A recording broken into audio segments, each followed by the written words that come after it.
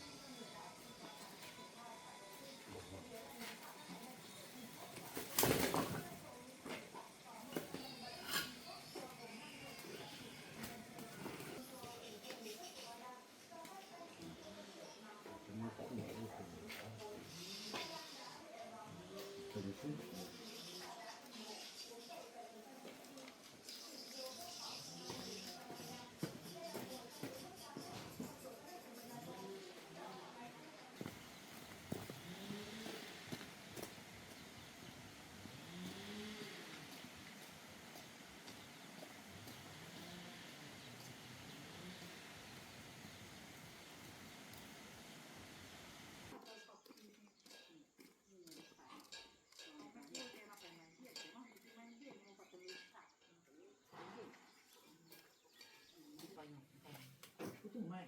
Cái tung hả? Cái tung bác cổ nó. Có bán rau không? Thế nào? Một cái này về luộc ăn được đấy nhỉ? Bao nhiêu tiền ạ? 30.000 á? Đắt nhỉ? Bà cơm này bán hay bán rau đắt nhỉ? Mua cái này về ăn á? 30.000.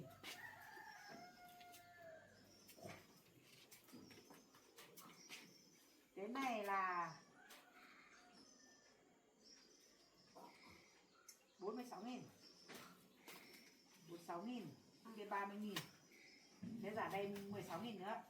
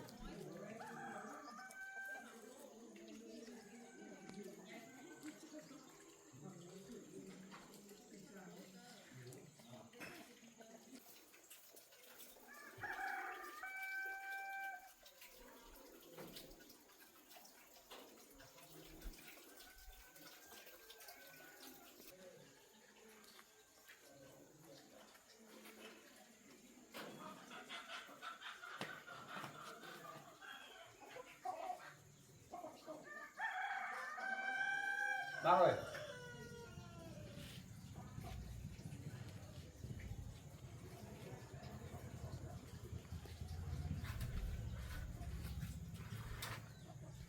Bác ơi. Ai đấy? Cháu à? Cháu lên tìm ấy. Tìm đi đâu rồi bác? Từ hôm qua giờ bác có thấy tim ở nhà trọ không? Quá lúc để xuống xem nữa hôm nay không thấy nữa gì đâu. Hôm qua cháu lên thì gặp con gái của bác mà nói chuyện với con gái bác rồi, mà còn bác thì lại bác này hôm qua bảo say rượu rồi hả? Qua một tí Thế bảo đi uống rượu. uống đó ở nhà cháu thì cũng có hai có phải bé rồi sắp xếp thì nha. Thì cháu đang đi tìm để ý tim xem ấy, là xem tim thời gian này tim đi làm gì, mà lên đây mấy lần mà không gặp đâu. Không có đâu đi đâu, này bạn này không thấy để ra cửa. Vì mấy cái chuyện mấy hôm trước cháu khám bệnh cho bác ấy, bây giờ bác với con gái thì đi trình báo công an rồi, bây giờ cháu bị mất việc rồi, tạm thời cháu bị đình chỉ công việc của cháu, nên bây giờ cháu phải đi tìm tim xem, là đi theo dõi tim xem, thì cháu nghi ngờ với tim thôi. Cháu mất việc hả? Cháu bị đình chỉ công việc rồi. Thì chắc là cháu bị khám bệnh tốt thì mới bị mất việc rồi. Không phải thế đâu bác ạ. Thế là cháu. Hôm đấy là cháu khám bệnh ở đây ở chỗ này ấy, khám cho bác thôi. Hôm đấy nhà bác có mỗi tim với con gái bác không à nhỉ? Không có ai nữa mà nhỉ? Không có ai nữa mà có cái gì đâu, khám chắc là cháu có bệnh đúng rồi, bữa ăn cái thuốc ăn không này cái gì nè. Cháu nghĩ là cháu bị người khác hại rồi. Vì cũng nghĩ suốt rồi. Ở trong phòng của bác ấy, hôm đấy cháu khám bệnh nên chỉ có mỗi 3 người, cháu với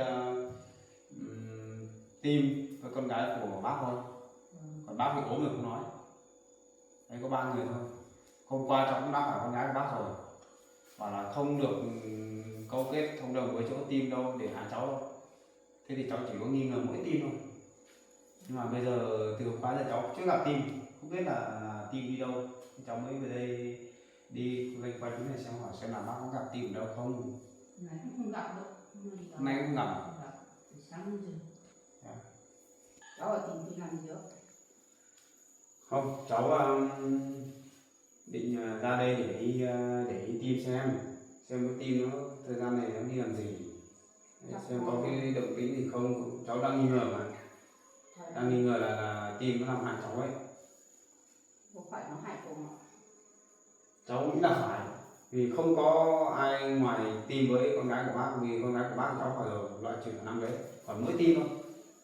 Đang nghi ngờ Tim. Để cháu muốn ý của cháu là muốn đến đây để theo dõi Tim, để xem là Tim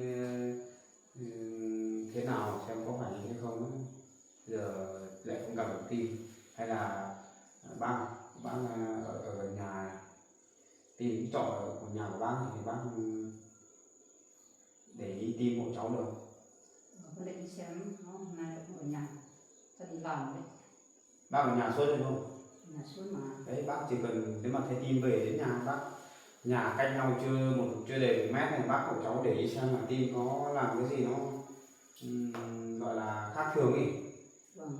Giúp cháu ấy, để ý xem là bên đầu Tim là chính là người hại cháu. Hôm qua cháu cho điện thoại của cháu cho con gái bác rồi, Nó về đây họ mà xem. để ý xem Tim có về không nhé. Vâng. Thế mấy hôm trước, cách đây khoảng 2-3 hôm trước, từ hôm sau khi mà cháu đến khám bệnh với bác rồi, bác có gặp Tim lần nào? Không gặp đâu. Từ hôm đấy có gặp nhé. Vâng. Có khi nào Tim đi làm không nhỉ? Đi làm đi đâu, không thấy gặp gì.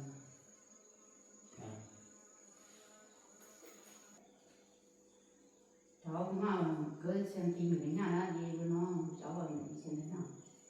Chắc Tim không làm thế đâu cháu, tại cháu khám bệnh chuẩn như thế rồi. Không, cái này thì chuẩn hay không là vấn đề của cháu thôi. Còn bây giờ ấy, cháu muốn nhờ bác là hộ cháu để ý Tim một chút, xem có gì thì ví dụ Tim có gì mà là lạ thì bác bảo con gái là gọi lại cho cháu, hoặc là bác báo cho cháu biết. Nó về lại thì xem họ nó có được làm thế không. Bác mà để ngoan làm còn chưa biết thế nào đấy. Bây giờ bác phải hộ cháu như thế thì công an mới điều tra được cái vụ việc này. Nếu mà bác thấy Tim mà có biểu hiện gì lạ mà bác không nói ra ấy, thì cái vụ việc của bác này sẽ không giải quyết được đâu, và cháu cũng sẽ không thể quay lại để trở lại làm việc bình thường được. Bác phải hiểu như thế. Có về không hôm nay? Bây giờ là cái việc của bác, hôm cháu khám cho bác uống cái thuốc đấy là thuốc của cháu, là hôm đấy cháu nghĩ là chắc là Tim làm hại cháu rồi, cho nên là bác mới phải uống, phải trúng phải cái loại thuốc đấy, chứ không phải là cháu cho bác uống cái thuốc hại bác để đi tháo đi ra ngoài như vậy đâu. Không phải đi ngoài rồi là đau bụng dữ dội thế đâu, để hại bác phải đi bệnh viện mất đống tiền đâu. Thế cho nên bác phải hộ cháu cái này. Đấy, để xem bây giờ cháu chỉ nghi ngờ đúng chỗ Tim thôi, cho nên là bác phải hộ cháu. Nó lại không gặp nó chứ bên mấy hôm nay đi đâu biến rồi. Đấy, thấy như thế nào thì bác báo lại với cháu, hoặc là đi báo chỗ công an kìa, để cho công an người ta còn biết điều tra sớm để kết thúc cái vụ này. Chứ bây giờ không hộ cháu này bao che, ví dụ bác biết mà bác không nói ra, bao che cho Tim thì mấy nữa thì có hậu quả gì anh chịu trách nhiệm cho. Để quan trọng nhất là cháu này, cháu giờ đang bị đình chỉ công việc này bác nhá. Có gì thì báo lại cho cháu đi, hộ cháu để ý Tim với. Về nhà hỏi xem. Không đi đâu được 2 ngày cũng thấy. Thật sự là cháu thì công việc của cháu ấy thì là cứ ai mà ốm đau ở trong bản mình ấy, trong làng mình là có ai gọi đến thì cháu vẫn sẵn sàng giúp đỡ thôi. Mà không hiểu sao hôm đấy cháu lại lên giúp bác, lại đúng là lại sao lại xảy ra cái chuyện này, cháu cũng không ngờ ấy. Cháu tưởng hôm đấy là vì Tim với cháu thì cũng không lạ gì, trước đây cũng đã có nhiều chuyện xảy ra đối với team của cháu rồi. Thế cháu cũng tưởng là team bây giờ là tốt tính rồi. Đấy thì bảo là team thấy người người khác ốm thì mới đi gọi cháu về cứu giúp. Cháu có biết đâu, bây giờ cháu đang nghi ngờ team này. Nghe ba nhé. Vâng. Thấy team mà về thì để ý hộ cháu nhé. Cháu đi đây. Vâng. Không biết là hai ba hôm nay team đi đâu nhỉ? Nó đi đâu? Cửa thì khóa hết rồi, bác có chìa nhà trọ của bác chứ đúng không? Đúng rồi. Bây giờ team ở trong nhà cháu không dám vào, nhưng mà vào phải có công an đến rồi cháu mới dám vào. Cháu định vào xem chỗ ở của team xem có đồ gì lạ không, ví dụ là có hay để thuốc ở trong đấy không. Cháu đang nghĩ thế nhưng không định vào thôi để xem có gì cháu gọi công an đến. Ở nhà chứ không dám vào.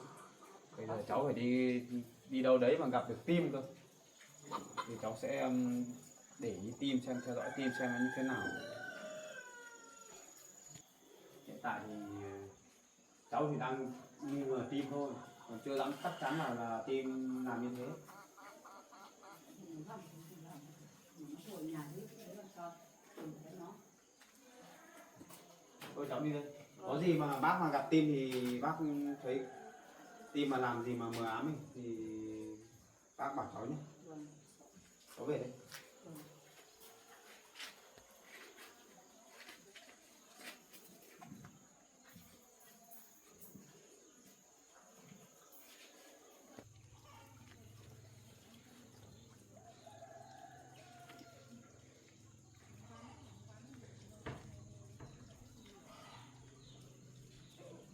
Team đi đâu rồi?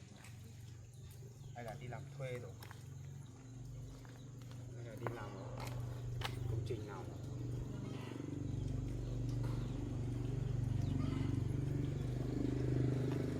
Chắc có thể lăn quanh trong làng hỏi xem có ai gặp team không đã. Tự nhiên lại vắng nhà, không thể nhà đâu.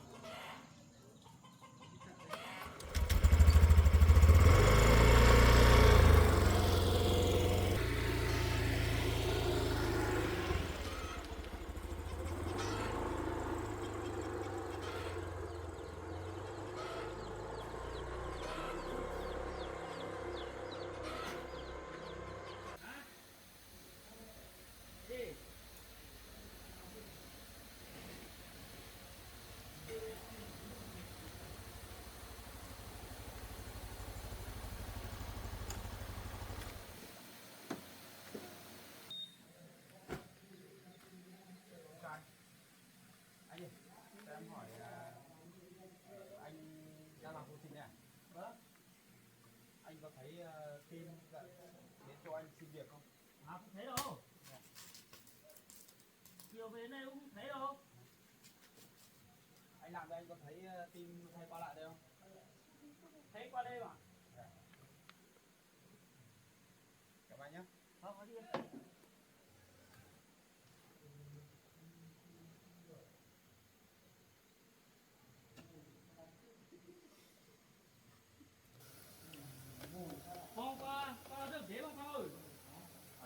Tất nhà cũ của nhà team rồi mà không thấy team gì. Team đi đâu được? Em chín nhiều ấy. Em có cá to chín nhiều. Có khi nào team bỏ trốn đi về tận nhà cũ của team ấy.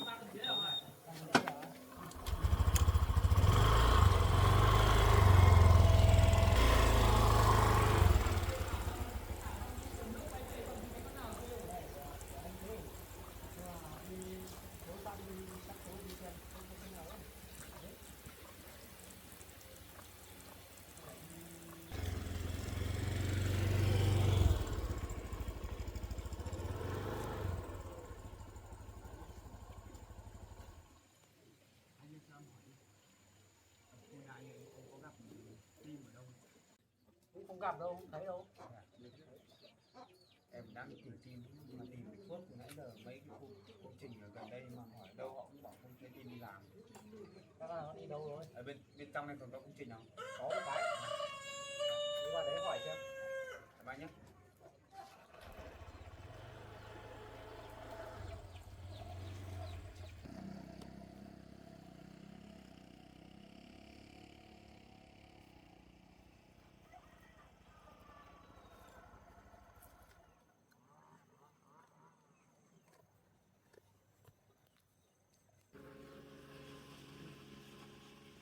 Cái cậu tim này không biết là có phải bỏ trốn không, hay là từ cái hôm mà mình lên hỏi xong là hắn nghi ngờ biết chuyện hắn bỏ trốn nhỉ. Hỏi khắp nơi ở đâu cũng không thấy. Mấy cái quán hàng tạp hóa ở trong này hỏi hết rồi mà không thấy, không gặp.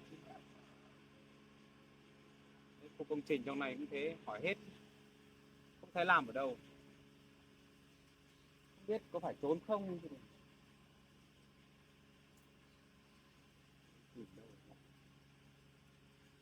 Gọi bên công an xem là điều tra đến đâu.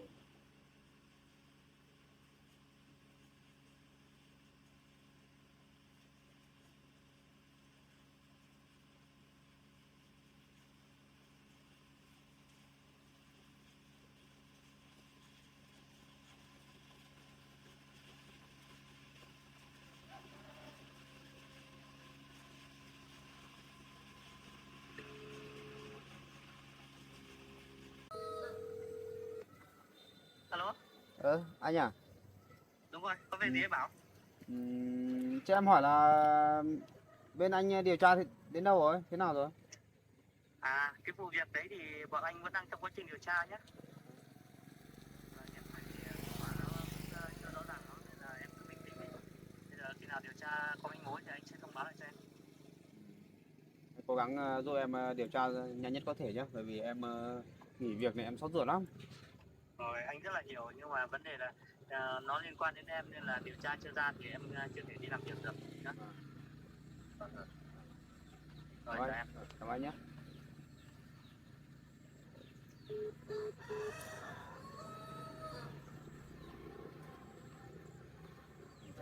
Vẫn chưa điều tra được. Cái tình hình như thế này thì khó khăn cho mình đâu. Cái cậu tim bây giờ theo mình nghĩ là khả năng cao là cậu tim trốn rồi.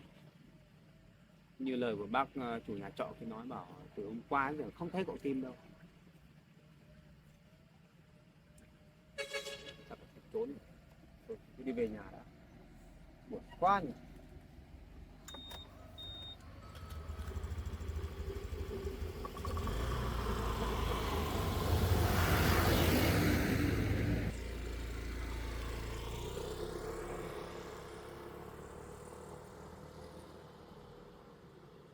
Không có cửa không mở được đâu, ở đây thôi.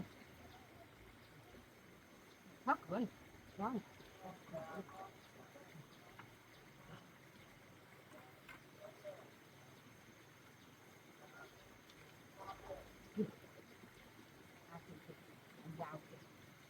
Bố không có ra ngoài đâu. Bố bảo hai bà cháu ở trong nhà thôi, khóa cửa lại. Nè, hai bà cháu mình chơi trong đây nha. Không đi ra kia. Ở đây, ở đây. Bố khóa cửa rồi bố. Không mở ra. Ở trong nhà thôi, vào đấy. Vào cắn đấy. Bây giờ đi xem trâu á, trâu ở ngoài vườn kia.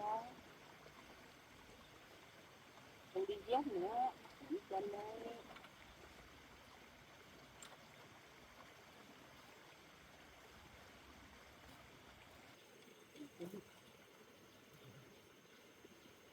Bước đó.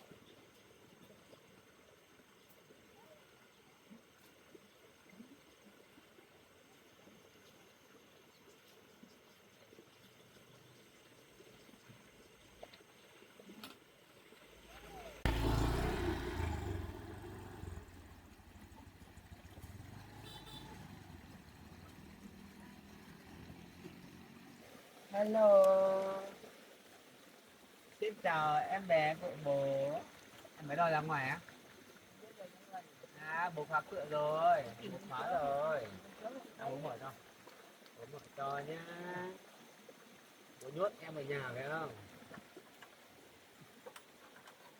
Đây được rồi. Rồi. Ai đâu bé? Anh đâu để bố thương nào, thương con gái nào. Bố đi. Thơm má bố đây này. Thơm đây má. Ừ. Bố đi chơi đi. Chỉ thích đi chơi thôi nhỉ. Đấy đi chơi đi. Bố về rồi thoải mái đi chơi đi. Bận chưa về hả bà? Chưa. Đi làm gì mà lâu thế nhỉ? Bận đi làm à? Vâng.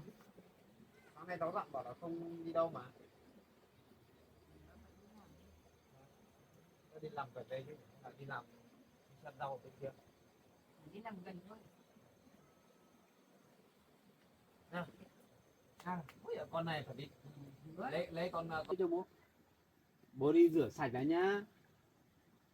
Được chưa? Đồ chơi vứt ở dưới đất không được cầm đây nhá, để bố đi rửa nhá, ở đây chờ bố. Bố đi rửa sạch phòng sạch sẽ ra nhé. Chơi. Mà chờ bố mà. Chờ bố đi rửa sạch đã nhá. Đi ra với bà đi nhanh. Đi với bà đi. Rửa sạch đã. Đó.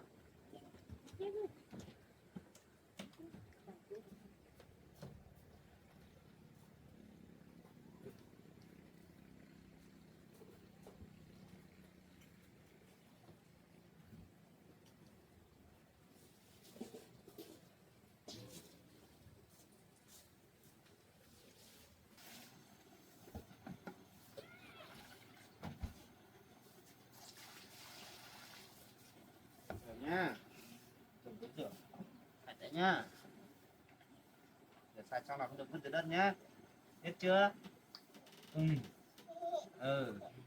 Đấy, một tắm sạch sẽ cho con. Cái này là con gì đây? Con Pikachu nhỉ, nhá. Con trâu đâu rồi? Con trâu đâu? Ở ngoài kia á. Con trâu, con bò đâu? Bò cũng ở bên kia. Thế con vịt đâu? Con vịt cũng ở kia. Thế bố đâu? Bố đâu? Bố đâu? Bố của con đâu? Ở bên kia thôi á? Bố của con mà. À bố đâu, chỉ bố nào, bố ở đâu nào? Ôi đứng dậy. Mẹ đâu? Mẹ cũng ở bên kia.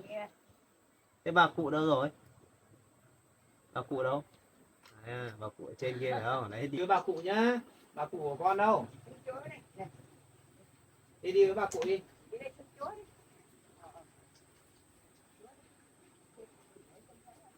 Chó ở trong chuồng kia à? Chó đi chơi rồi. Chó đi chơi không thấy rồi. Nó sủ chuồng. Không thấy đâu. Không thấy ra đâu. Kìa. Không thấy.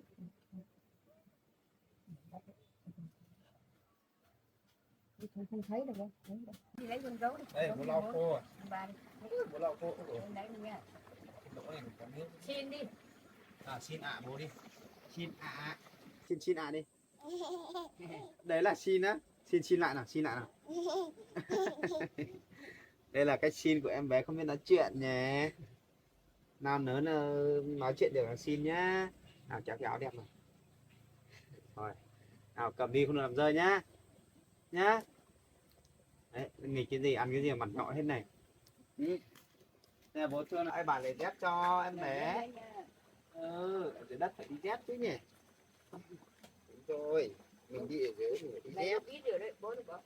Đi trong bên bờ cái đang nằm dưới kia nó chạy. À, thế à. Càng ngày càng biết nghe rồi nhỉ. Này biết Xỏ chưa? dép vậy nhá, xong rồi bố đi tưới rau nhá. Này biết chưa? Bố ạ. Mẹ đi Đi làm gì mà lâu thế, không thấy về nhỉ. Bé nhé. Không biết mẹ đi đâu chưa thấy về nhỉ. Chó đi chơi rồi. Cháu đây cháu thấy nằm ở trong cái đống củi bên kia. Chắc không thích ngủ trong chuồng thì đi ra cái đống củi bên kia. Thì cho nó nằm đấy. Không đi lâu xa là được. À đây bố. Rồi nào, đi xem bố tưới rau nhá. Cho một đứa rau chờ mẹ nhá. Bé nhá. Đúng rồi, đấy tập đi dép đi. Không đi chân đất này được đâu. Nha. Nào với bà cụ đấy nhá, bố đi đứa rau nhá.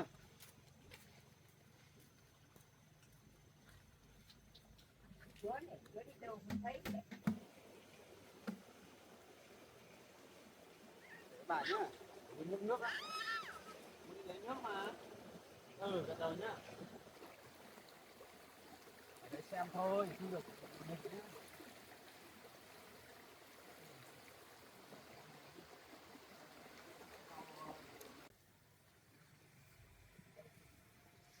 Trời nắng khô hết rồi.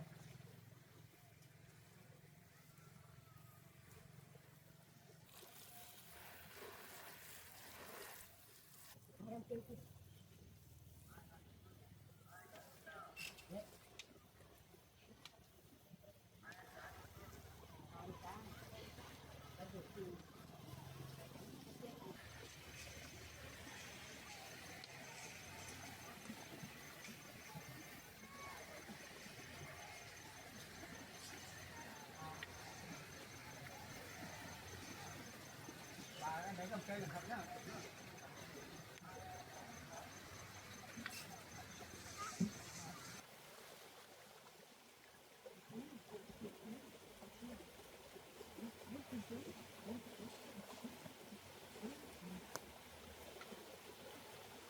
Em đi làm gì mà lâu đấy? Hả? Đi đâu? Lại đi kiếm tiền. Thế nào đi? Đi làm cũng như về mà.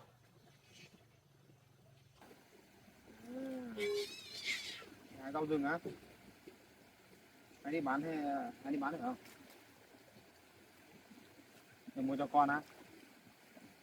Cái sữa này em bé của mình không uống được đâu. Không uống được.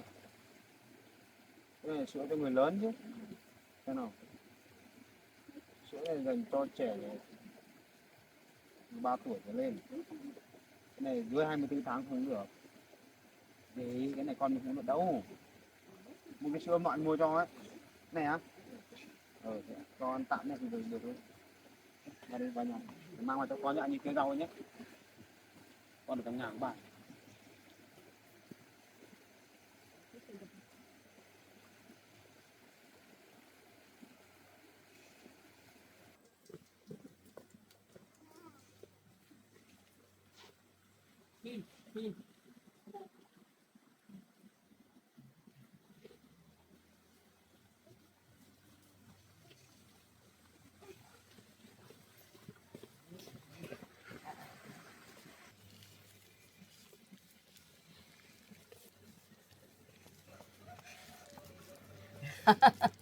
Gần như già đấy.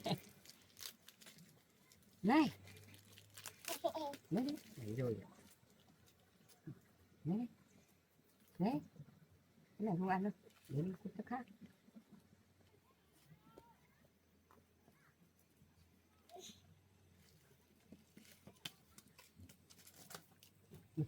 Cái thạch này bà bón cho em bé nhá. Có thìa không? Có thìa thì lấy cái thìa về để bà bón cho, không phải cho em bé cầm này tí nữa này không may bị hóc đấy.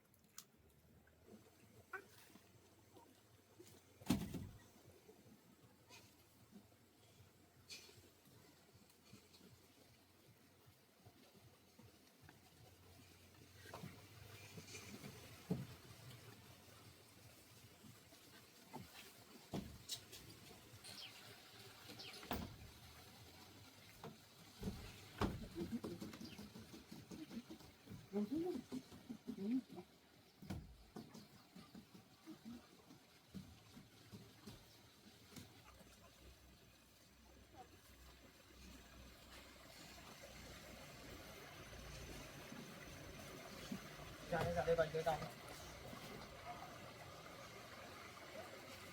Lấy thìa đi. Có thể à? Lấy thìa đây cho bà múc. Bà lấy thìa múc cho anh nhá. Để cho bà múc cho nhá. Tắt này nhá. Thế thì cho bà xong ra đây gọi lấy nước đấy đâu.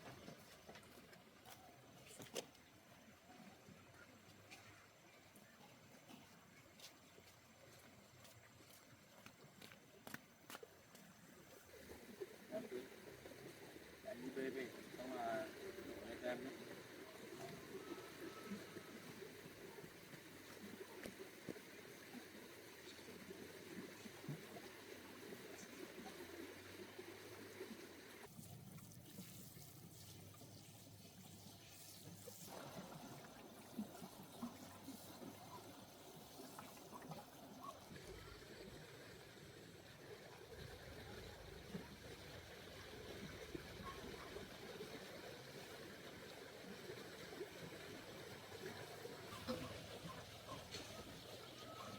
À, anh bảo anh đi hỏi đi theo dõi thông tin nhé. Anh đi rồi nhưng mà đi chẳng thấy gặp team ở đâu. Team ấy không biết, team có biết có phát hiện ra mình nghi ngờ team không nhỉ? Hay là team biết như thế xong là team bỏ trốn đi. Mà anh từ hôm anh đi hỏi team giờ anh chưa gặp lại team đâu. Khi nào team lại biết mình nghi ngờ nên là team chạy thôi. Mai không rồi là mai anh đi bảo công an không là với anh đi vào chỗ nhà của team rồi, chỗ ở của team ấy. Thì anh nãy anh định vào rồi mà không dám vào. Có cả công an nữa là mình vào là mình kiểm tra xem cái chỗ ở của team xem là có manh mối gì không. Bây giờ team mình không biết đi đâu rồi, bây giờ cứ để như thế này là ngày qua ngày là anh nghỉ việc lâu quá là không được đâu. Giờ anh đang nghĩ thế đấy. Đáng thật đấy. Đi bảo cái bác chủ nhà trọ kia nó còn nói anh bảo là tại anh khám bệnh không nên, và tại chuyên môn của anh không tốt không giỏi nên là mới gây ra cái chuyện này. Có vẻ còn muốn bênh ở team ấy. Anh cũng bảo là cái sự việc này là nó ảnh hưởng đến cháu, bây giờ mà bác không hộ cháu để ý chỗ team ấy, việc theo dõi team là những cái việc này không xong được đâu, không giải quyết được là lúc đấy là ảnh hưởng đến cháu. Mà bác thì cứ ủ là thôi mà không biết thế nào. Chuyện đấy để mai tính trước với nhau. Bây giờ mình cũng muốn đi theo dõi team, muốn đi để xử lý team nhưng mà tìm không thấy, mà tìm thấy team mình cũng không dám, bởi vì là cái này phải công an nó giải quyết mới được. Anh không dám mới tìm. Em tưới nhá, như lấy nước.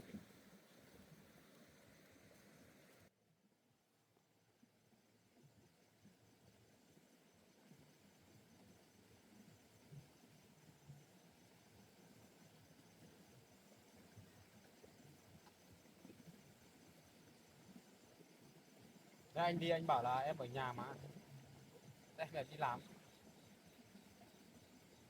Thì anh ở nhà thôi không đi nữa, đi kiếm tiền thì đi một mình nhưng nguy hiểm lắm. Bao nhiêu chuyện của anh như thế là đủ rồi. Mấy đứa em đi làm mà có chuyện gì thì làm nào. Đi làm thì không đi nữa, ở nhà thôi. Một mình lên rừng sâu nguy hiểm lắm. Em có đi thì em đi ở những chỗ đông người thôi nhá. Thấy chưa? Đi làm chú ý, xa thì không nên đi.